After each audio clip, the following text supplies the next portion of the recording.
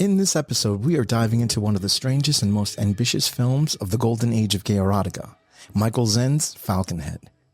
Released in 1976, this isn't just porn. It's a surreal erotic dream somewhere between light David Lynch and gay erotica.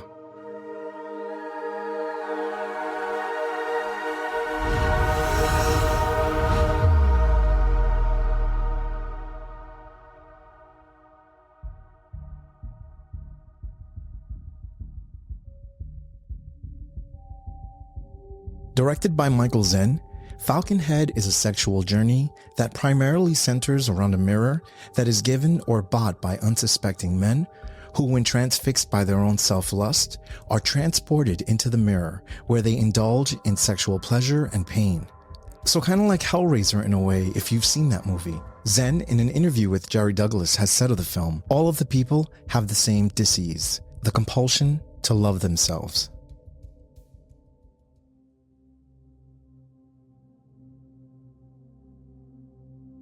The film starts off with rather ominous music and drenched in sepia tone before revealing a man in a, Falconhead, walking down a flight of brick stairs holding a mirror. A nude man, played by one Vincent Perilli, looks up at him and casts a look in the mirror that is held up to his face. He becomes enamored with himself in the mirror before being seemingly crushed into it by Falconhead. The next scene is a man, credited as Buddha John, worshipping a falcon when he sees another man, Anthony, walking with a mirror. What happens next is so weird.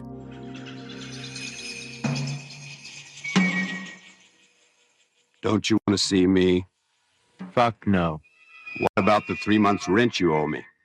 You'll get it tomorrow. I'd better, or you're going out on your ass.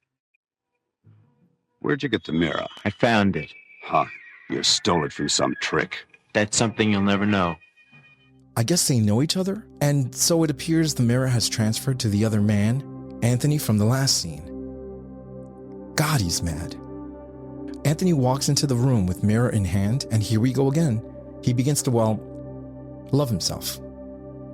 Another man, Danny Lyon, appears, and there's another sex scene. Okay, now, Buddha John is so creepy.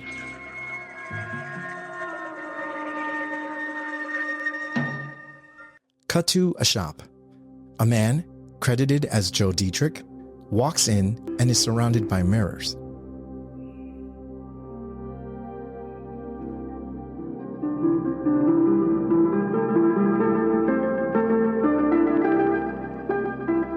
The shopkeeper is holding on to some knowledge and decides to lay it down. You remind me of a bird I saw last week near the tar pits.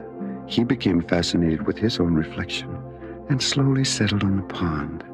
He gazed at his reflection for a moment and then spread his wings to take flight, but couldn't.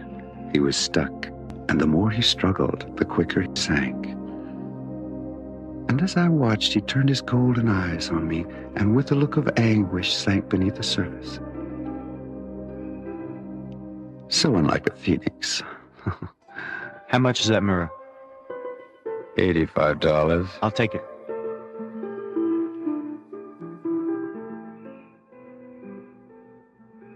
It's yours.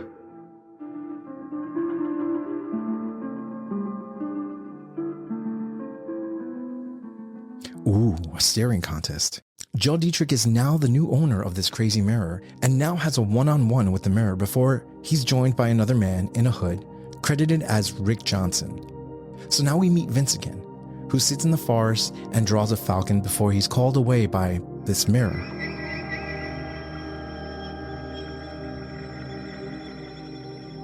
He too begins to love himself in front of the mirror. Vince is now bound by Falconhead, and it seems like he's taken by all of the men who have come in contact with this mirror. Then cut to Buddha John, who I think he trapped this man in the mirror. He did! Wow, spoilers. We see Falconhead again and the man from the shop before we see a leather-bound man kneeling before Falconhead. All of the men in this film are now trapped in the mirror together, with no mirrors, only themselves. Okay.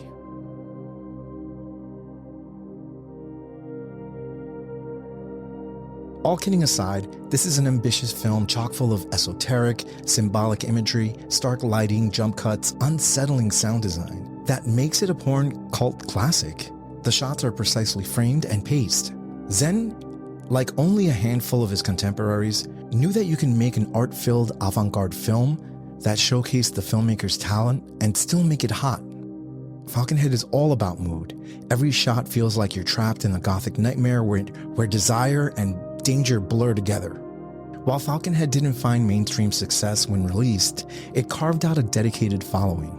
Alongside filmmakers like Wakefield Poole, Tom DeSimone, Archer Brown, Michael Zen helped prove that gay erotica could be ambitious, stylish, and even avant-garde. For fans of queer cinema history, it's a landmark. Not just porn, but a piece of art that dared to go beyond the bedroom. You've been watching Demystifying Gay Porn. I'm your host, Ike Grande.